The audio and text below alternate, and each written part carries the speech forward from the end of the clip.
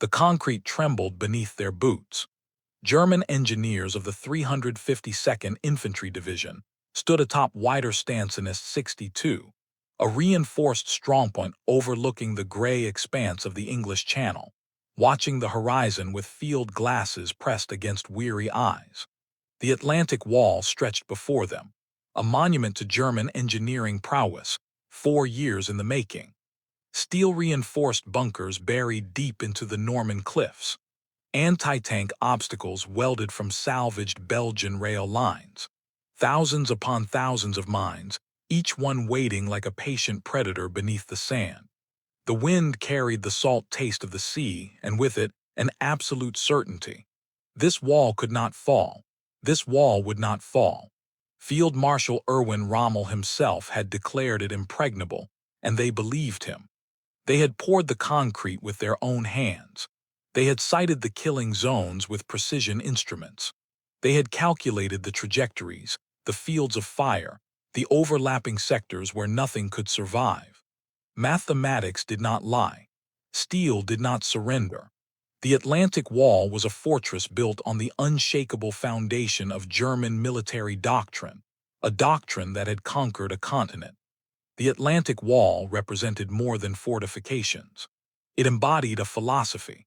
From Norway to the Spanish border, stretching across 1,670 miles of European coastline, the Atlantic Wall stood as Nazi Germany's answer to an inevitable question. When would the Allies attempt to return to France? Construction had begun in 1942, immediately after the humiliation of the deep raid demonstrated that even a well-defended port could be tested. Hitler ordered the transformation of the entire Atlantic coastline into a continuous fortress zone. By 1944, over 300,000 laborers, many forced from conquered territories, had constructed more than 15,000 defensive structures. The statistics were staggering: 6 million cubic yards of concrete, 1 million tons of steel, coastal batteries housing artillery pieces captured from French, Belgian, Czech, and Soviet arsenals. The German High Command had studied every amphibious landing in military history, from Gallipoli to Tarawa, and had designed their defenses to exploit every tactical lesson learned from those bloodbaths. They created killing zones where the mathematics of death were calculated with scientific precision. The beaches themselves became weapons, obstacles placed at precise intervals based on tidal calculations, arranged to funnel landing craft into predetermined fire zones where German machine gunners could work with industrial efficiency. The soldiers who manned these fortifications believed absolutely in their impregnability. They had been told, repeatedly, that the wall represented the accumulated military wisdom of the Wehrmacht, the Kriegsmarine, and the Luftwaffe working in concert. They had been shown photographs of the deep disaster, where Canadian forces left over 900 dead on the beaches in just 9 hours. They had been reminded that Fortress Europe could only be attacked from the sea, and that attacking from the sea meant exposing oneself during the most vulnerable moments of military operation. That terrible transition from naval vessel to contested shore where men become targets, not soldiers. The German defenders expected the Allies to land at high tide, when the distance from water to defensive positions would be minimized. They expected frontal assaults against prepared positions. They expected the Allies to follow military convention, to respect the established rules of amphibious warfare, to behave predictably. They expected to fight the battle that German military doctrine had prepared them to win. What they could not expect was that American military engineers had spent 3 years studying the Atlantic Wall, with the same obsessive attention to detail that the Germans had devoted to building it. What they could not imagine was that those engineers had concluded that the wall's greatest strength, its mathematical precision, its adherence to established military doctrine, was also its fatal vulnerability. The Americans would not fight the battle the Germans had prepared for. They would not respect the conventions of amphibious warfare. They would not play by the rules that made the Atlantic Wall impregnable. They would simply make the wall irrelevant. The transformation began not on the beaches of Normandy, but in the war rooms of Washington and London, where American engineers studied intelligence photographs with magnifying glasses and slide rules. Colonel Paul Thompson of the U.S. Army Corps of Engineers had spent 18 months analyzing every aspect of the Atlantic Wall's construction. He noticed something that German planners had considered a strength. The fortifications were fixed. They could not move. They could not adapt.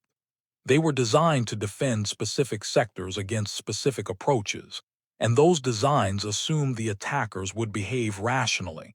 That is to say, conventionally. Thompson realized that if the Americans could land at low tide instead of high tide, they would have 300 yards of beach to cross under fire. But they would also have 6 hours to clear obstacles before those obstacles became submerged and invisible. If they could create artificial harbors instead of capturing existing ports, the Atlantic Wall's concentration around harbor facilities would become meaningless. If they could achieve total air superiority, the carefully sited artillery positions would be forced to operate while under constant aerial bombardment. The Atlantic Wall was a masterpiece of static defense. The Americans would wage a war of radical mobility. The engineering challenges were immense. To land at low tide meant creating specialized equipment that could clear beach obstacles while under fire. American engineers developed the Sherman crab tank, equipped with a rotating drum fitted with 43 chains that beat the ground ahead of the tank, detonating mines before the tank reached them. They created the Churchill crocodile, a flame-throwing tank that could incinerate bunker positions from beyond the range of their defensive armaments. They designed the duplex drive Sherman, an amphibious tank fitted with inflatable canvas screens that allowed it to swim ashore under its own power, providing armored support during the vulnerable beach assault phase. Each innovation addressed a specific element of the Atlantic Wall's defensive doctrine. Each represented a refusal to fight the battle that German engineers had designed. But the most revolutionary concept had nothing to do with weapons. It involved harbors. The Germans knew that the Allies would need to capture a major port facility within days of landing: Cherbourg, Le Havre, Antwerp. Because modern mechanized armies consumed thousands of tons of supplies daily, and those supplies had to be unloaded somewhere. The Atlantic Wall's most formidable fortifications guarded these ports. German commanders were confident that even if the Allies achieved a landing, they could not sustain it without capturing a fortified harbor, and capturing a fortified harbor would be extraordinarily costly. The Germans had studied deep. They knew what happened when attackers tried to take defended ports. What the Germans did not know was that British and American engineers had been designing artificial harbors since 1942. These Mulberry Harbors, as they were codenamed, would be prefabricated in England, towed across the English Channel, and assembled on the Normandy beaches within days of the initial landing. Each Mulberry Harbor would have the cargo handling capacity of Dover, England's busiest port. The Allies would not capture harbors. They would simply bring their own. The night before the invasion, German defenders along the Norman coast went through their established routines. Sentries walked their posts. Machine gunners cleaned their weapons and calculated their final protective fires, those carefully plotted trajectories that would sweep the beaches like scythes through wheat. Artillery crews verified their range cards, confirming that every square meter of beach was covered by at least 2 gun positions. The mathematics of murder were complete. The trap was set. They waited with the patience of men who trusted absolutely in their preparations. The concrete beneath them was 3 feet thick, reinforced with steel rebar, designed to withstand direct hits from naval artillery. The ammunition bunkers were buried 20 feet underground. The observation posts provided clear fields of fire across the entire beach approach. Every advantage belonged to the defender. History belonged to the defender. Simple mathematics belonged to the defender. June 6, 1944, 6:30 hours. The naval bombardment began. The German defenders had expected naval gunfire. They had prepared for it. Their bunkers were designed to survive it. What they had not prepared for was the scale. Allied naval forces committed 7 battleships, 18 cruisers, and 43 destroyers to the bombardment of Omaha Beach alone. These ships fired over 50,000 shells in the hours before H-hour. The mathematical precision of the Atlantic Wall's defensive positions became irrelevant when the Earth itself was being systematically disassembled. Telephone lines connecting strongpoints were severed. Forward observation posts were buried under tons of earth and concrete. The carefully calculated fields of fire became obscured by smoke and dust that reduced visibility to a few dozen yards. The Atlantic Wall had been designed to fight a battle of mathematical precision. The Americans were fighting a battle of industrial annihilation. But the naval bombardment was merely preparation.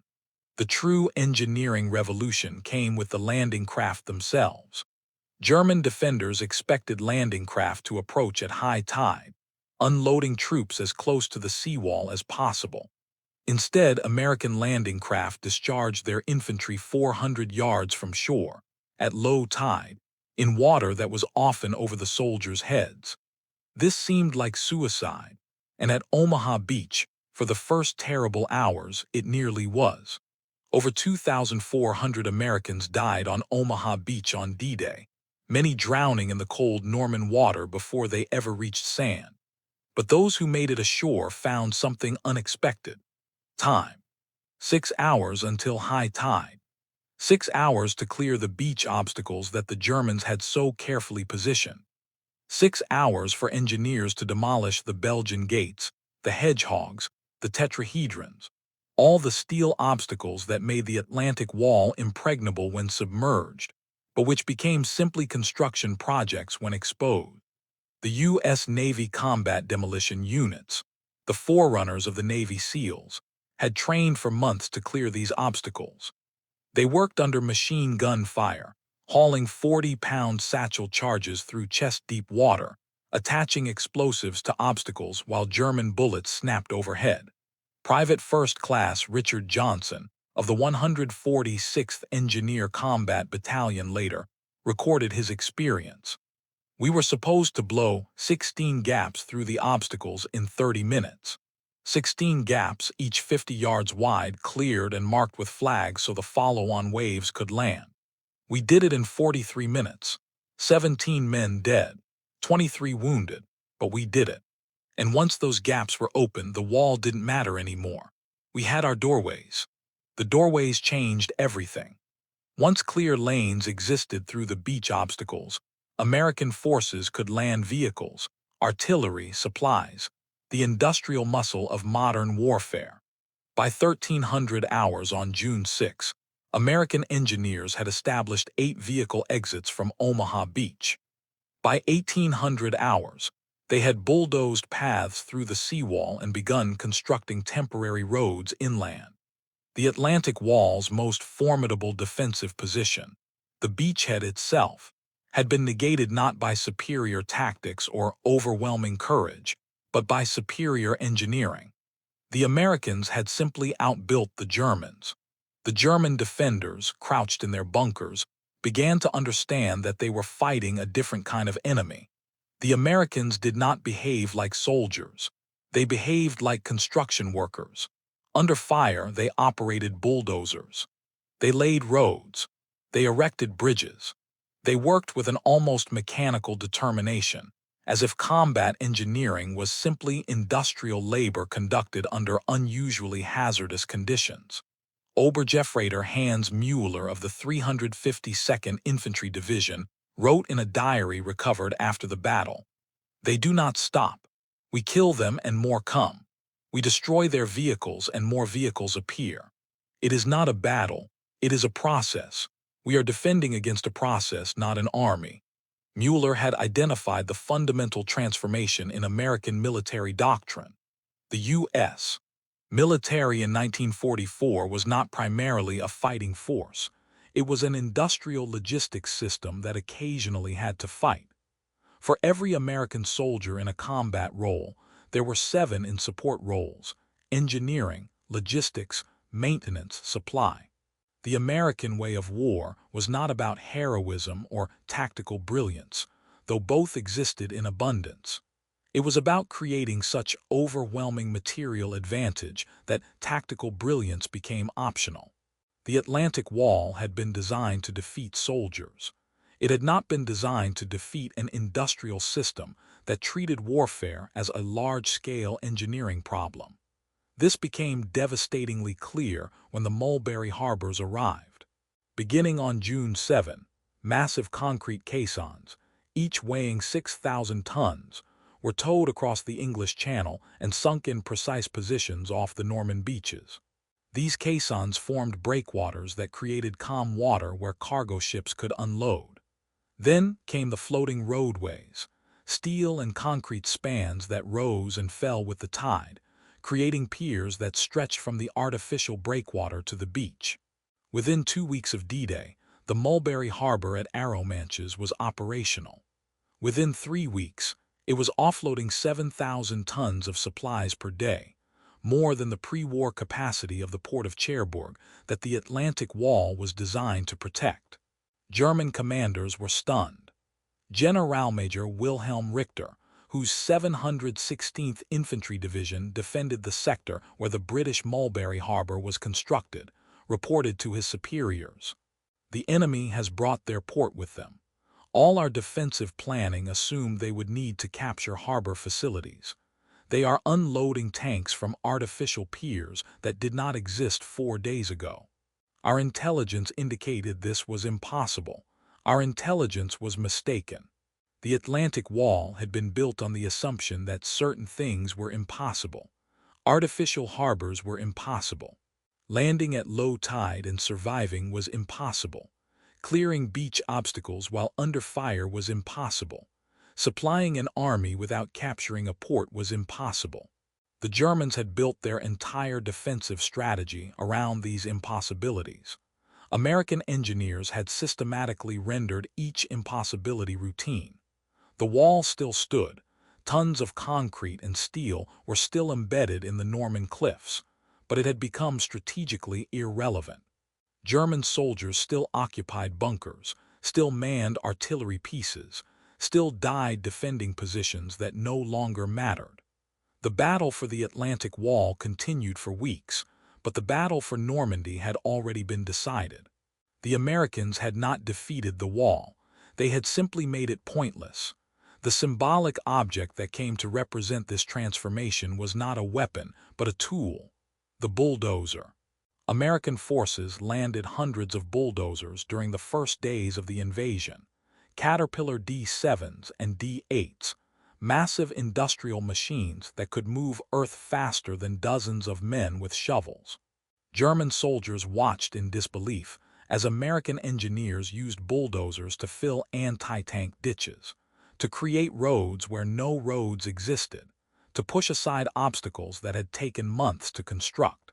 The bulldozer represented something fundamentally alien to German military culture. It represented the idea that warfare was not primarily about courage or discipline or tactical excellence. It was about logistics. It was about the mundane work of moving materials from point A to point B more efficiently than your enemy could stop you. Lieutenant Friedrich Weber of the 352nd Infantry Division recorded his observations 3 days after the invasion. "Today I watched an American bulldozer for 2 hours. It was under sporadic artillery fire. The operator, not a soldier I think, but a civilian in uniform, simply continued working. When shells landed near him, he paused, waited for the explosions, then continued. He was filling an anti-tank ditch that took our engineers 4 weeks to dig. He filled it in 7 hours. I realized then that we are not fighting an army. We are fighting a construction company that has been armed." Weber's observation captured a deeper truth. American forces in 1944 represented the full industrial mobilization of a continental economy. The United States was producing 1 ship per day, 1 aircraft every 5 minutes, one tank every hour. This production was not abstract. It manifested on the beaches of Normandy as an endless stream of equipment, supplies, and replacements. When Germans destroyed an American tank, another tank appeared within hours.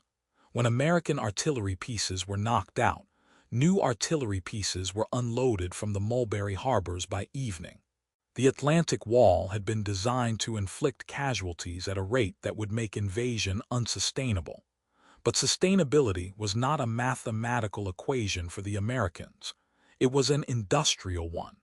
As long as American factories continued operating, American forces in Europe could absorb losses that would cripple any other military in history. The transformation in German morale was profound. They had trusted the wall. They had believed that German engineering, German tactical doctrine, German fighting spirit would prevail. Slowly, bunker by bunker, strongpoint by strongpoint, they came to understand that the battle had never been about those things. It had been about industrial capacity. Germany could produce excellent tanks, Tigers and Panthers that were superior in one-on-one combat to any American tank. But Germany produced 6,000 tanks in 1944. The United States produced 17,000. Germany could design formidable fortifications, but the United States could land bulldozers faster than Germany could dig ditches. By the end of June 1944, Allied forces had landed over 850,000 men, 148,000 vehicles, and 570,000 tons of supplies on the Normandy beaches. The Atlantic Wall, that monument to German engineering excellence, had delayed this landing by approximately 6 hours. Once the Allies were ashore, the wall became a liability.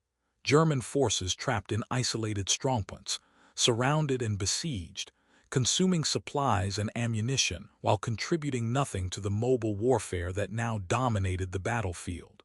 Many Atlantic Wall bunkers were simply bypassed. American forces drove inland, leaving the bunkers to be dealt with later.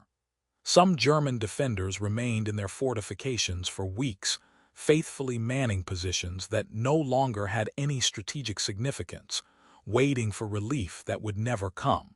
The engineering lessons of Normandy transformed American military doctrine permanently. The U.S. military would never again fight a conventional battle if it could avoid one. Instead, it would leverage industrial superiority to create overwhelming material advantage, then apply that advantage with methodical efficiency. The tradition begun at Normandy, of treating warfare as an engineering problem to be solved through superior logistics and innovative equipment, would define American military operations for the next 8 decades. From the Seabees building airbases in the Pacific to the Berlin airlift, to the rapid deployment logistics of Desert Storm, the fundamental approach remained consistent. Achieve victory through superior engineering and logistics, making the enemy's tactical positions irrelevant. For the German defenders, the collapse of faith in the Atlantic Wall represented something more devastating than military defeat. It represented the collapse of a worldview. They had believed that willpower, discipline, and technical excellence could overcome material disadvantage. The Atlantic Wall embodied this belief. It was supposed to be the supreme expression of German engineering genius, the fortification that would hold back the industrial tide from across the Atlantic. When the wall failed, not through any fault in its design, but because the Americans simply made it irrelevant, German soldiers confronted a terrible realization. They were not losing because they lacked courage or skill or dedication. They were losing because the enemy had more bulldozers. This realization spread through the Wehrmacht during the summer of 1944 like a slow poison. After Normandy came the Falaise Gap, where German forces attempting to retreat were systematically destroyed by Allied air power and artillery. Then came Operation Market Garden, where Allied forces attempted to seize bridges across the Rhine, an operation that failed tactically, but succeeded in demonstrating that Allied logistics could now support major operations hundreds of miles from the coast.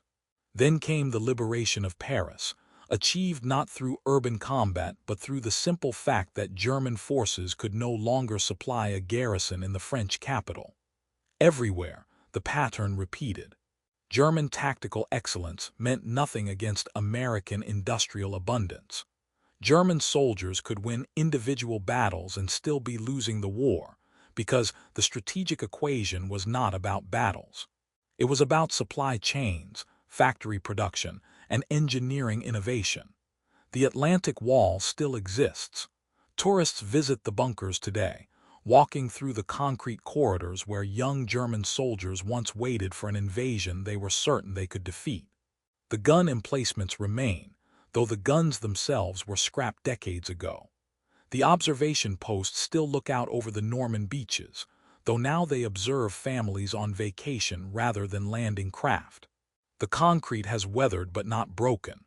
The engineering remains sound. The wall could still defend against a 1944-style amphibious invasion, if such a thing were ever attempted again, which it will not be.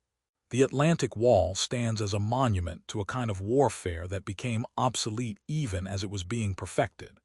It represents the last time in military history that static fortifications were considered decisive.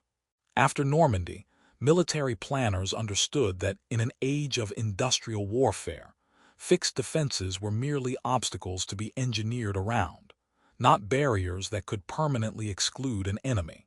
The deeper truth of the Atlantic Wall's failure was this: it represented a fundamental misunderstanding about the nature of modern war. German planners believed they were building fortifications. They were actually building monuments to the limitations of their own industrial capacity. Every ton of concrete poured into a bunker was a ton of concrete not used to build factories, vehicles, or infrastructure. Every hour of labor spent digging anti-tank ditches was an hour not spent producing weapons or training soldiers for mobile warfare. The Atlantic Wall consumed enormous resources while producing exactly zero offensive capability. It could only delay the inevitable, and in a war of industrial attrition, delay was not victory. It was merely a slower form of defeat. American engineers understood this intuitively. They did not try to match German fortifications with fortifications of their own. They did not engage in a competition to see who could build more impressive bunkers. Instead, they built landing craft, bulldozers, artificial harbors, and specialized armored vehicles. They built capabilities that granted freedom of movement, freedom of action, freedom to choose where and when to apply force. The Atlantic Wall sought to deny the Allies options. American engineering multiplied options to the point where German defenses became meaningless. This was the essential asymmetry. Germany built walls, America built doors. The symbolic resonance of this asymmetry extends beyond military history. The Atlantic Wall represented the totalitarian impulse to control through barriers, to establish fixed positions, to exclude the unwanted, to maintain security through isolation and defensive strength. The American response represented the democratic impulse to solve problems through innovation, to adapt rather than resist, to achieve objectives through mobility and flexibility rather than through fixed positions. One could see in miniature on the beaches of Normandy the larger ideological contest of the 20th century. On one side, the fortress. On the other, the bulldozer and the artificial harbor, the tools of builders rather than defenders, instruments of creation rather than exclusion. This is why the Atlantic Wall failed ultimately. Not because it was poorly designed, it was brilliantly designed. Not because it was inadequately defended, it was defended with courage and skill. It failed because it embodied an approach to power that was fundamentally static in an era that demanded dynamism. Germany in 1944 was fighting to maintain what it had conquered, to hold position, to defend. America was fighting to create possibilities, to open routes, to enable movement. One builds walls, the other builds doorways. In the long run, doorways always win. The soldiers who defended the Atlantic Wall died believing they were defending civilization itself, European culture, traditional order, the accumulated achievements of centuries. What they were actually defending was a barrier that could not hold, a fixed position in an age of fluid warfare, a monument to the principle that some things could not be crossed. They trusted the concrete beneath their feet, the steel in the bunkers, the mathematical precision of their firing solutions. They trusted that engineering excellence would prevail. What they could not see, what their doctrine prevented them from seeing, was that the real battle was not for the beaches.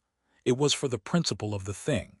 Could barriers hold against a nation that specialized in finding ways around barriers? Could static defense defeat dynamic logistics? Could a wall, no matter how well built, exclude an enemy that simply brought their own port with them? The answer arrived on bulldozers, in the holds of Liberty ships, and on the pontoons of Mulberry harbors. The Atlantic Wall became useless not through destruction, but through irrelevance, the cruelest fate for any fortification. It stands today as a reminder that the greatest engineering can be defeated not by superior engineering, but by engineering that asks a different question. The Germans asked, "How do we defend this coast?" The Americans asked, "How do we make the coast irrelevant?" One question led to bunkers, the other led to artificial harbors. And in that difference lay all the difference between walls and freedom.